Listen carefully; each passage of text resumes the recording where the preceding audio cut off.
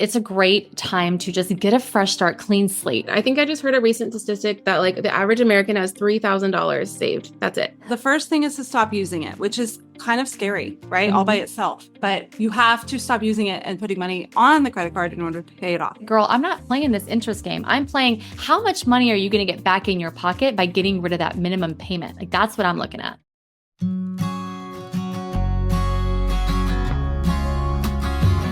All right, I've got the duo back. Originally, they were on the podcast on episode 33 of the Work Like a Mother podcast. And we have Shannon and Vanessa, who are best friends and business partners on a mission to redefine personal finance for women worldwide. Not only are they amazing podcast hosts of a number 1% globally rigged podcast called Financial Coaching for Women, they're also keynote speakers and master financial coaches, if I could talk. But honestly, they're mamas of lots of kids. They've got a whole gaggle between them, and they're in their mom and work life era. And so I just love having you guys back. So welcome back to the show. Oh, yes. Thank you for having us. We're excited. We love you so much. We can't wait to talk about the B word, girl. The new year. We're going to talk about some finances. Exactly. Yes. And we want to like self-actualize us being in the new year because every year, Marina, we're like, December's going to be great. We're going to do so good at December. And then we just kind of this doesn't happen. We just kind of fall forward through December, like wake up and stumble through the next day, even though it's all for good. It's all good, but it's definitely January vibes. It's going to be great. January vibes are going to be so good. 1,000%. And I really feel like women, especially in this mom life era, right? We're trying to figure that out. This is the new normal. And every year our kids get a little bit older and a little bit more expensive. The budgets keep evolving and changing as we do. We can't just have a set it and forget it program for the most part. We still have to pay attention to make it grow. So I would love to hear, like, what is the new year, new plan? What do we do? Well, you know, what the cool thing is that you have a fresh set of 12 months to do it right. So if you do put it down on paper and figure it out, now you have all year to make it happen.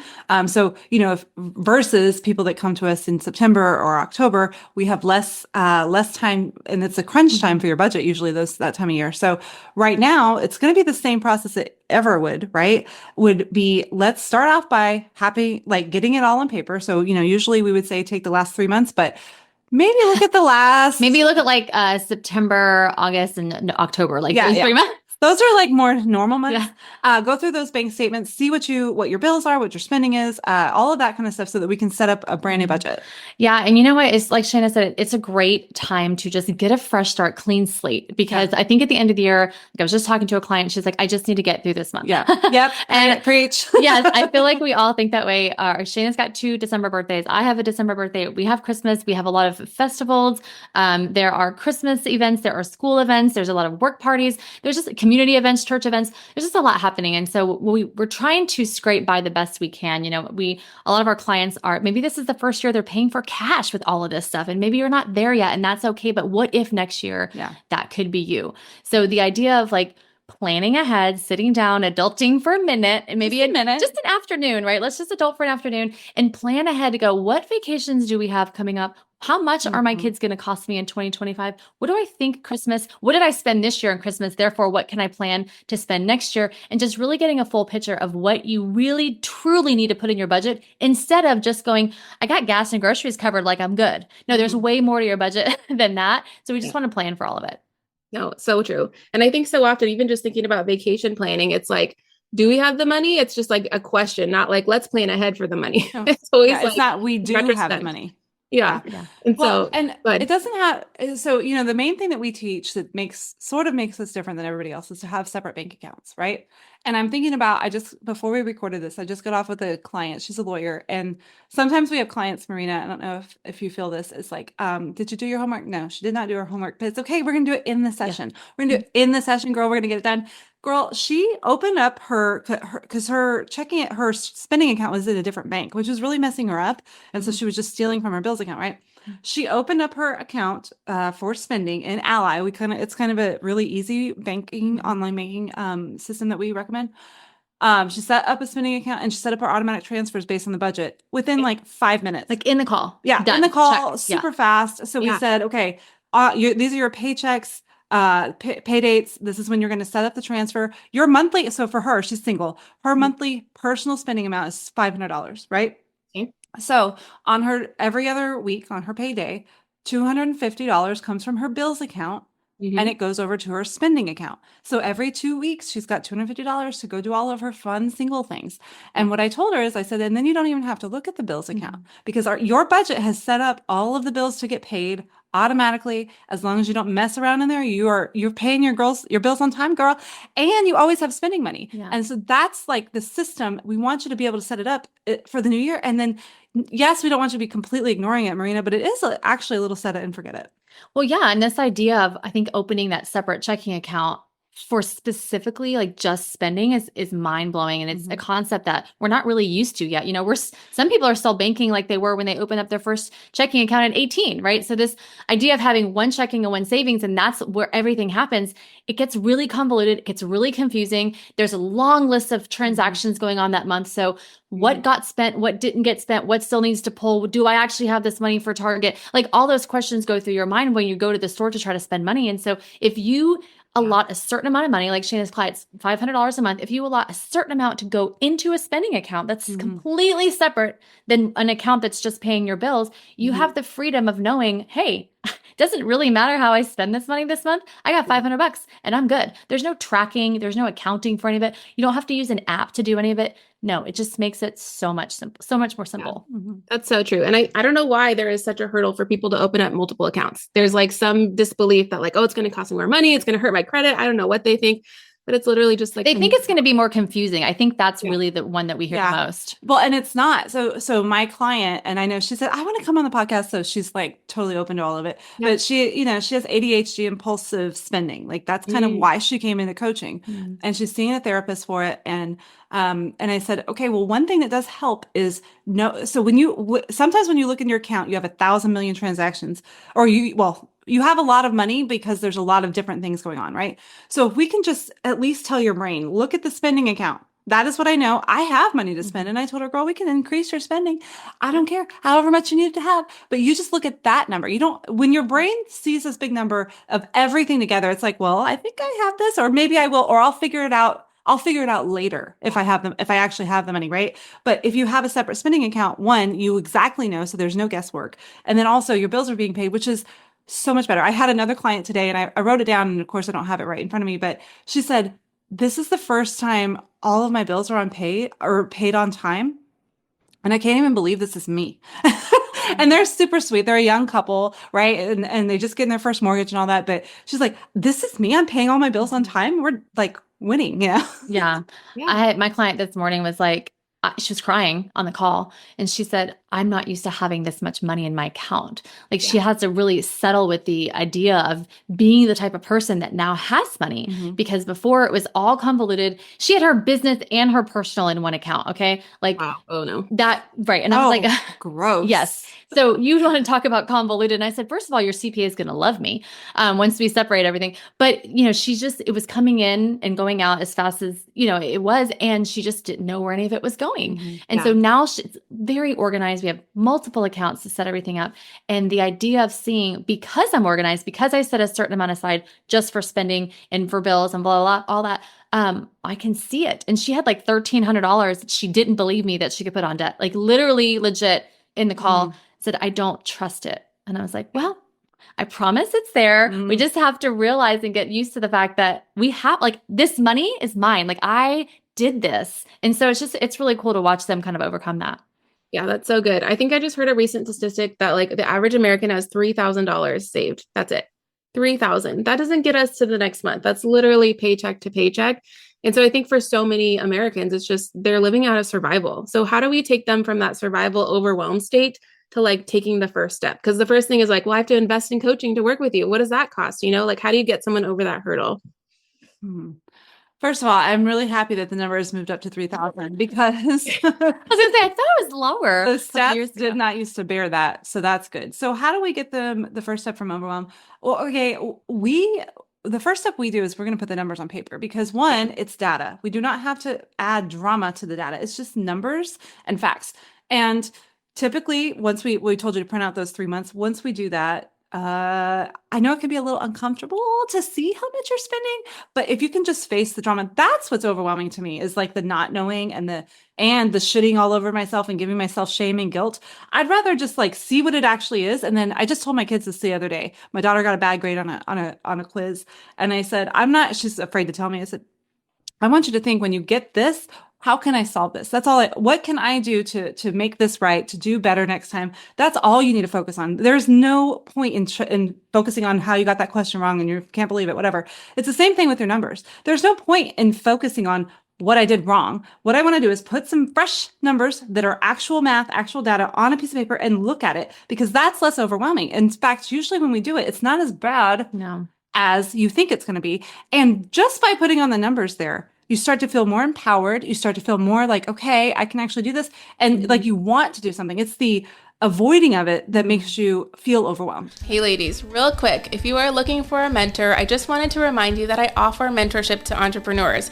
So if you're someone who has a never-ending to-do list and you're spiraling out of control and feel like your business doesn't have a track plan, I want to work with you every single week for a month at a time. It's super simple, but I come from over 10 years of experience doing this myself, and now I'm willing to give that information back to people. So I've mentored real estate agents, I've mentored wedding photographers, I've mentored other business owners, and they've come from a place of overwhelm mostly, and they really just needed clarity and a couple of action steps to move the needle, and we've seen gigantic leaps and bounds in their business, like I can't even tell you. So if you're interested and you want to know what that looks like, I want you to go to marinatolentino.com. And there's a Calendly link there to do a 15-minute discovery call with me just to see if we're a good vibe check, to make sure we're on the same page. And I would love to work with you one-on-one to really boost your business to the next level. So let's dive back in. I mean, how many times, Shanna, do we show a client their budget and we're like, hey, you got $3,000 left over? And they're like, no. What? Because they really don't believe that there's there's extra. Yeah. But when we put it on paper, it's 9 times out of 10 not as bad. I had a lady that was texting us at like 9:00 last night going, thank you for helping me work through talking to my husband about this, because she had for so long bared all of the responsibility and all of the stress about the finances because she didn't want to bother him. Well, that turned into racking up a bunch of debt to make it work, quote unquote, make it work. So he couldn't feel it, right? Because she was trying to, in her eyes, safeguard him from it. Right. And then she messaged, she's like, I finally talked to him and he is so on board. He's so excited to work through this. She's like, I had no idea he was going to react like that.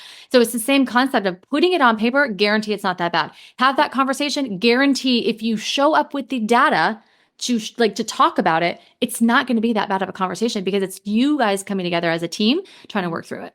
Yeah, take the emotion out of it. Just look at the facts. I think that's a big hurdle. I feel like so long in the beginning of our marriage, it was so emotional about every money conversation, like a personal attack. And it's like, no, these are the facts, The thing that's changed about that, I was thinking about that the other day, is let's be honest, we make more money now. Okay. So it really was almost survival, like a lot more emotion in the beginning. Of course it is, because, are we going to have gas or groceries? Which one do you Pick want? one. Right. Yeah. But now we have more money and we know that we do, and we probably should be a little better steward of it and have more than $3,000 in the bank, possibly, because we know we spend that a month. So we probably could be able to save that. And truly by putting it on paper, we do see people feel that, it's just the natural next step to be a better steward of your money. Especially like Vanessa said, once you see what's possible. So like this client that I have who is using credit cards, she's single, makes good money. Okay. She was using credit cards, and now this month is going to put $500 in her emergency fund, pay off one credit card. And we still, like I said, she still has her $500 to spend each month. That's usually the case. If you just, and you're willing to do that, that is hard, right? To not spend 5,000 or however much her credit card is, but actually paid off. That is hard, but it's worth it once you see it and you see what's possible. Well, and we call that being bougie on a budget. So like the idea of being able to have spending money, go to Target, go to Starbucks, go wherever you want to go and have fun, Nordstrom or wherever. And then also, hey, you're paying off debt, or also, hey, you're saving for vacation or for Christmas next year or for annual bills or for birthday gifts. Like being able to do all of that at one time and budgeting for what's important to you is really exciting. And like I said, we call that being bougie on a budget because it's what's important to you. Like not everyone's budget is the same.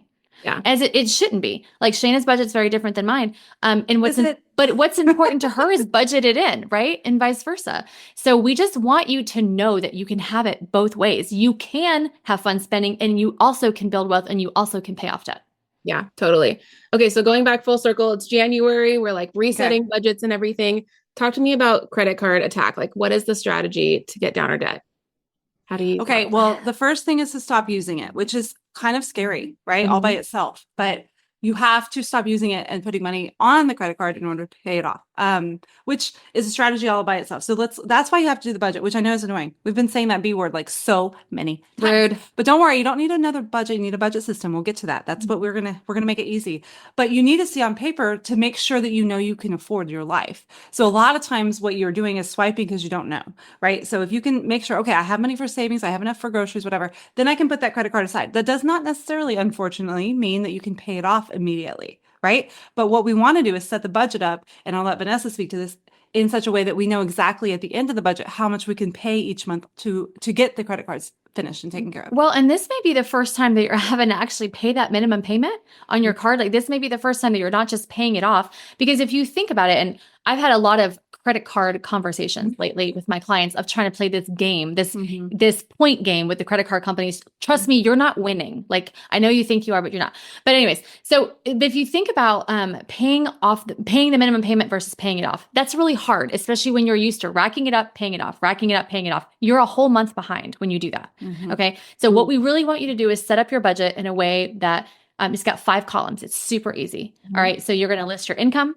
Then you're going to list all your debt payments and you're only going to list your minimum payments. So if you set a credit card to just pay $500 every month on it, we're going to change all that.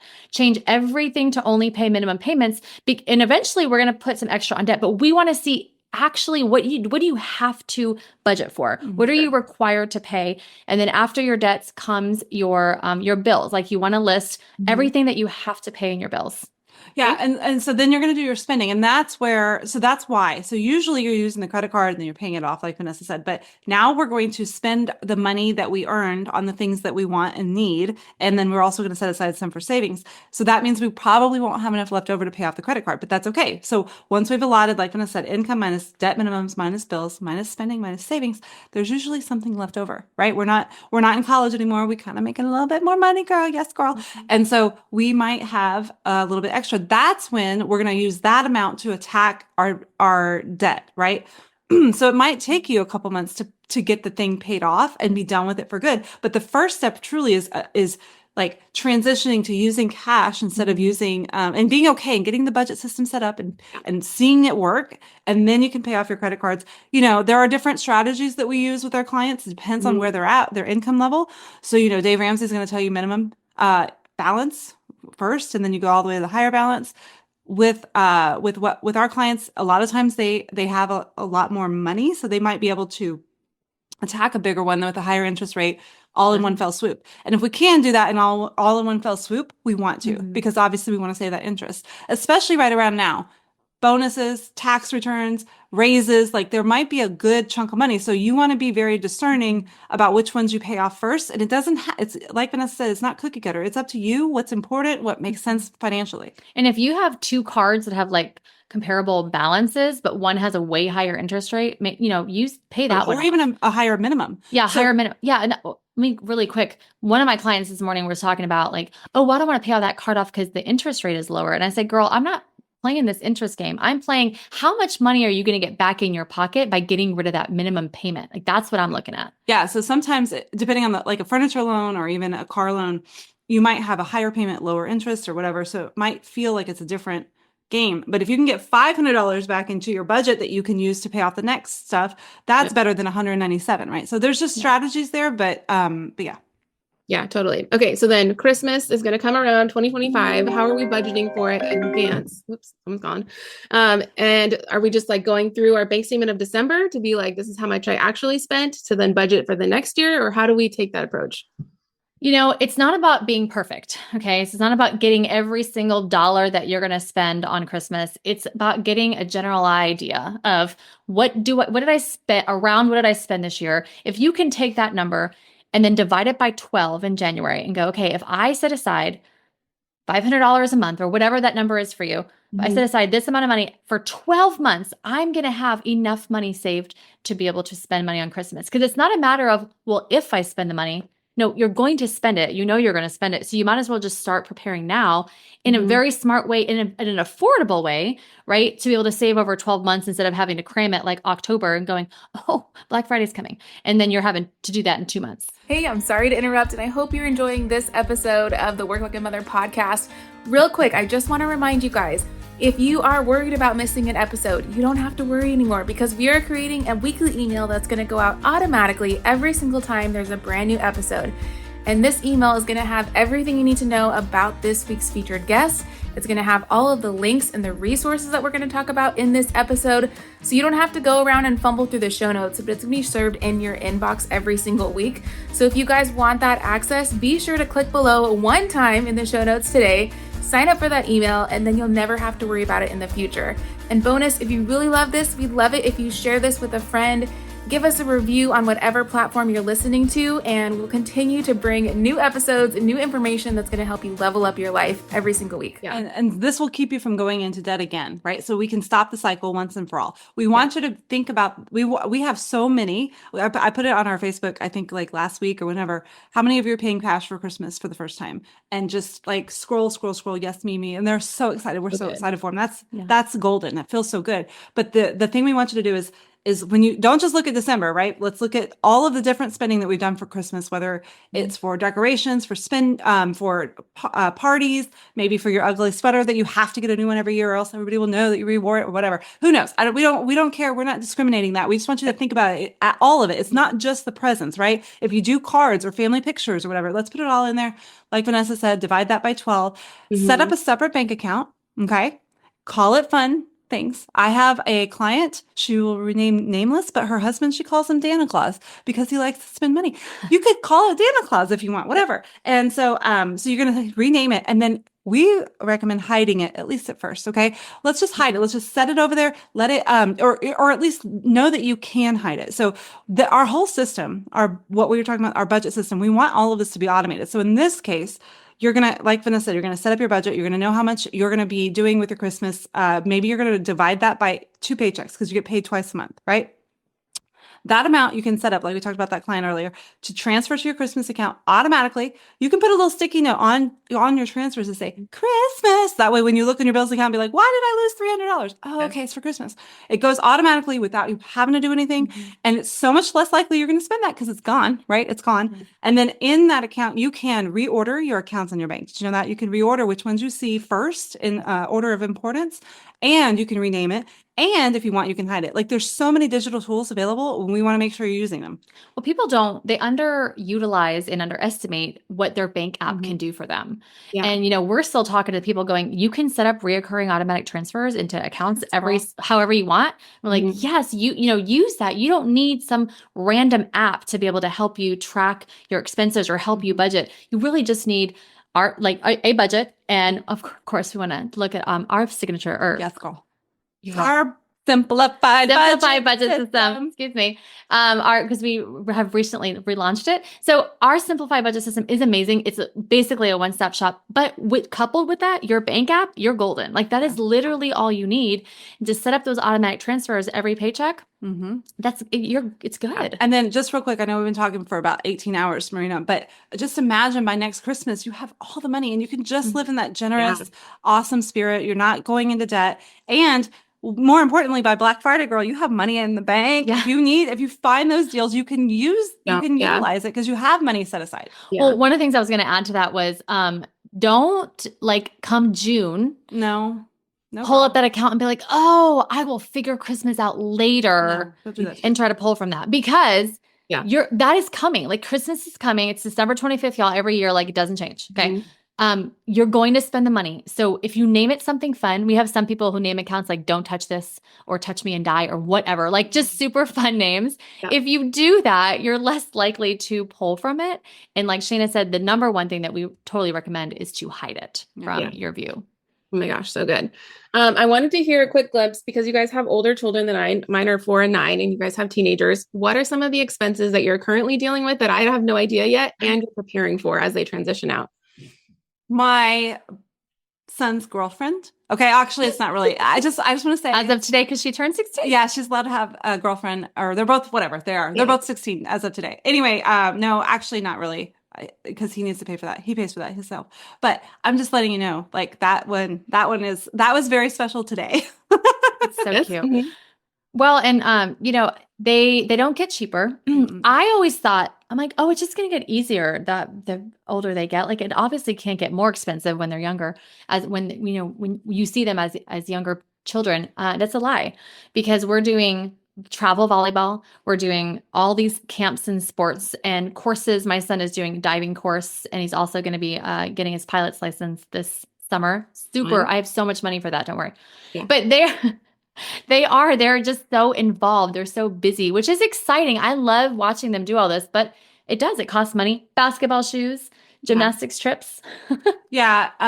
So obviously, your kids will have their own activities. The other thing is you just cost more to feed, and that slowly escalates. But when you have 4 or 5 athletes, which, all of our kids are dedicated athletes, which costs so much to feed them. That's a different They're always thing. hungry.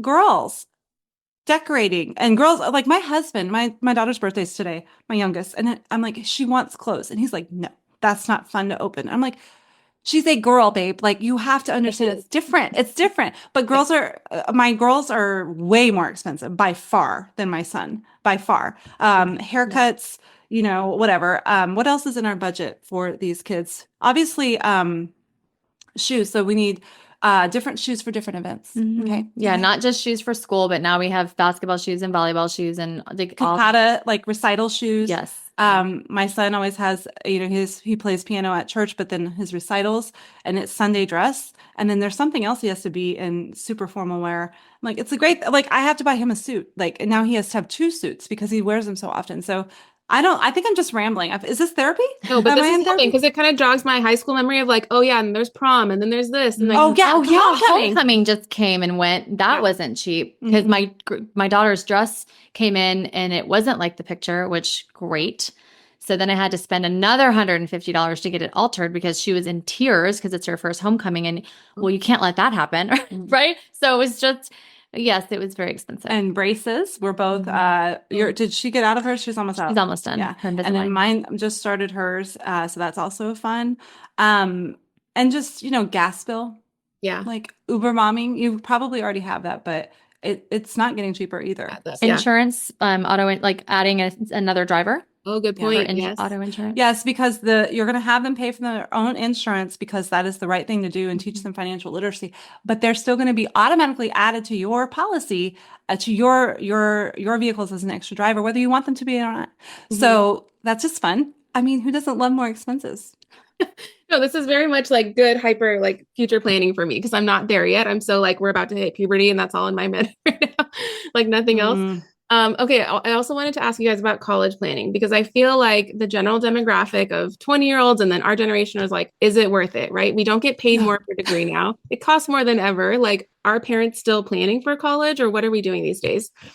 Hold on, wait, where's my Cody Sanchez book? Do you know who Cody Sanchez is? Yes, that's why it's top of mind. I've been listening to her podcast too. She's amazing. Yeah, I was reading this and she has a whole thing in there about college. And I think by the time our kids, or especially yours, ours are, we have some a little bit older, it's going to be really hard sell. It's going to be an interesting conversation for sure. It's my brother-in-law just came for Thanksgiving with his kids, and his kids are going to college. And because they knew that dad was fronting the bill, neither one of them even looked for a scholarship.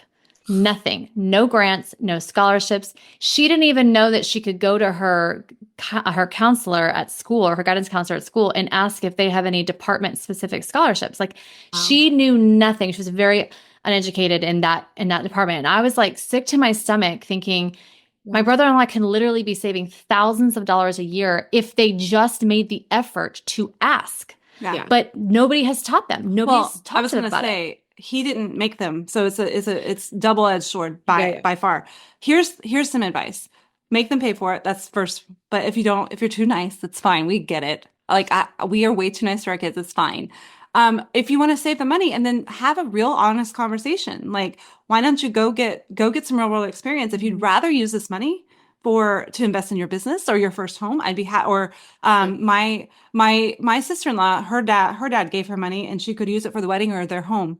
And she's like, or that one, budding at your house, the thing that lasts. Yeah. So, so if you are saving, maybe by the time they're graduating, you save this money. That's why we don't really preach the 529. We say like put it in high yield or somewhere else so that you can do with it what you want. But I think you're absolutely right.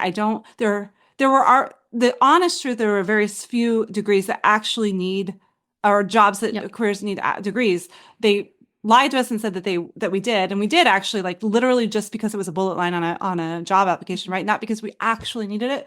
But I hope that something's coming where we can because you don't learn anything anyway until you're actually at your first job. Yeah. And so maybe something's happening. I'm for it. There's a I think we're in the middle of a shift right now for sure. Like I think Cody was saying in our podcast that Google engineers don't need a degree anymore. They just need to be able to prove what they can do.